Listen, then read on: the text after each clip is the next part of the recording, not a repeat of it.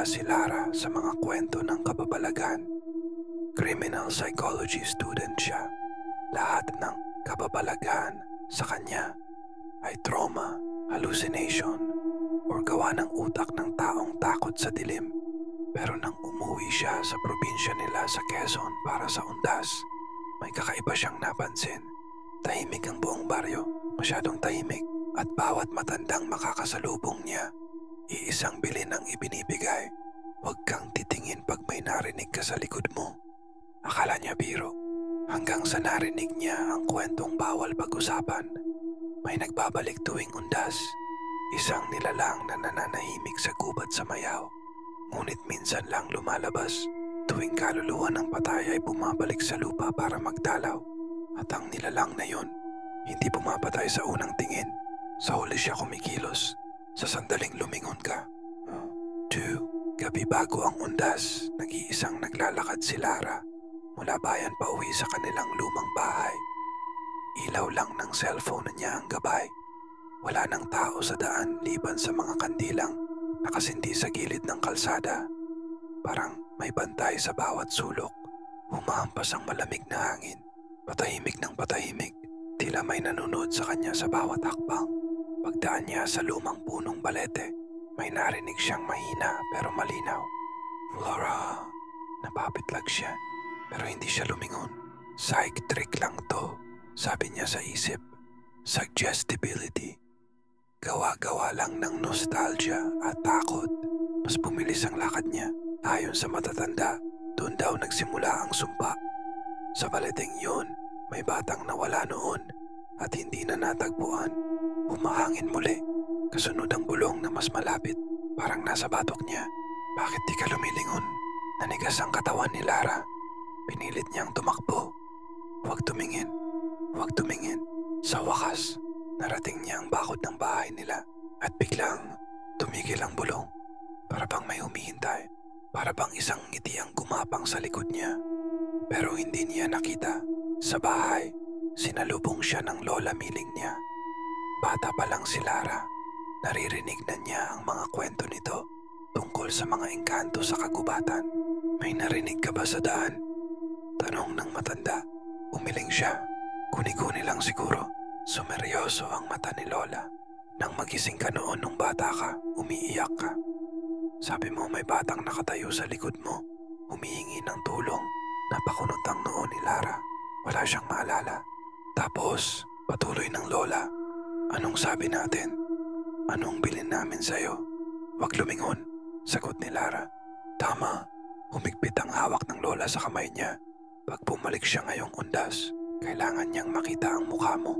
Kaya wag na wag kang lilingon. Tumaas ang balahibo ni Lara. Lola, hindi ako naniniwala. Pero naalimpungatan siya sa biglang pagkatok sa pintuan. 3 mabagal at mabibigat na tok, tok, tok. 2:00 ng madaling araw. Tumigil ang mundo. Tulog na, sabi ng Lola kahit nanginginig ang boses. Huwag mong bubuksan. Huwag kang magsasalita. Huwag kang kikilos. At huwag mong lumilingon, bulong ni Lara. Tumango ang matanda. Pagpasok niya sa kwarto, nagsindi siya ng kandila. Pero kahit gaano kainit ang apoy, nanatiling nanlalamig ang batok niya. Sa halip na matulog, pinikit niya ang mata. Pikit na pikit. Nagdasal na sana mawala ang kaba. Hanggang sa tok, tok, tok. Ngayon, nasa mismong bintana. Ivy, mag-3:00. Oras ng mga ligaw na nilalang, sabi ng matatanda. Hindi gumagalaw si Lara, pero may naririnig siya. Isang boses, bata, humihingi ng tulong. Atem, pagod na ako. Pagod na. Tumingin ka naman. Hindi siya kumilos. Hindi huminga.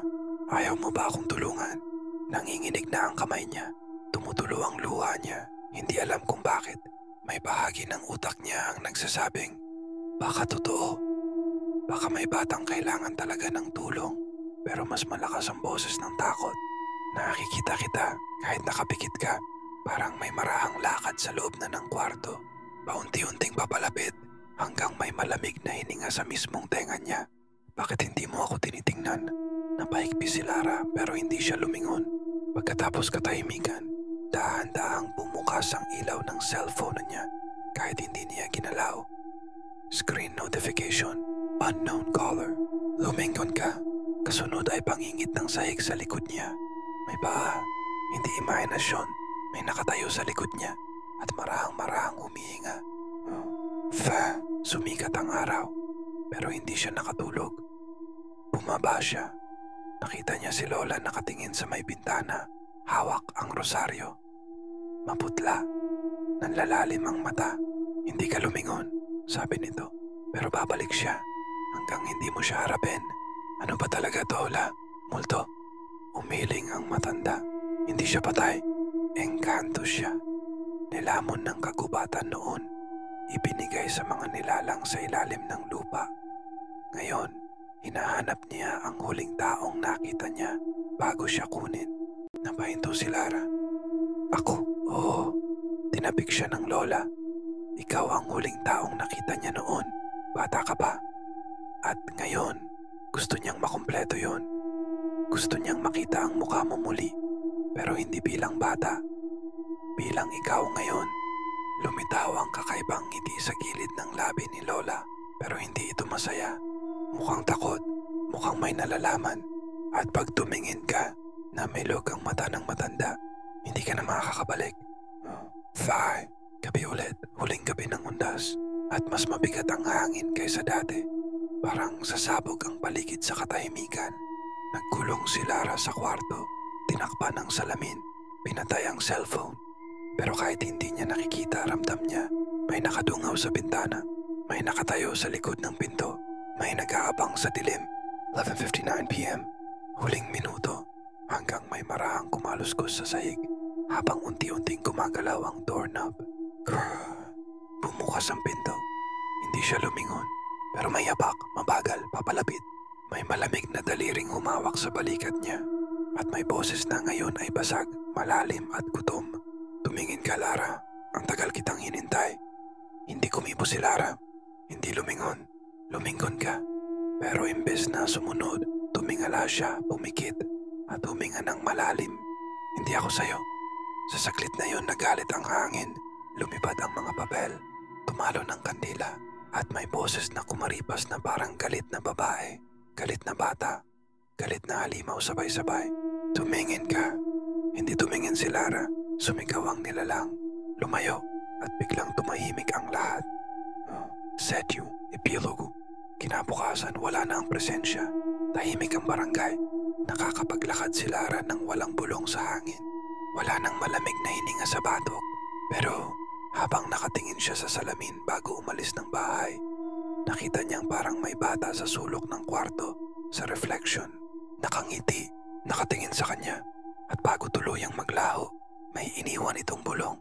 Sa susunod, ako naman ang hindi titingin. At sa salamin, sa pinakamadilim na sulok, nakaukit ang marka ng kamay. Maliit, basa, at kumikilos na para bang nagpapahiwatig. Hindi ba tapos?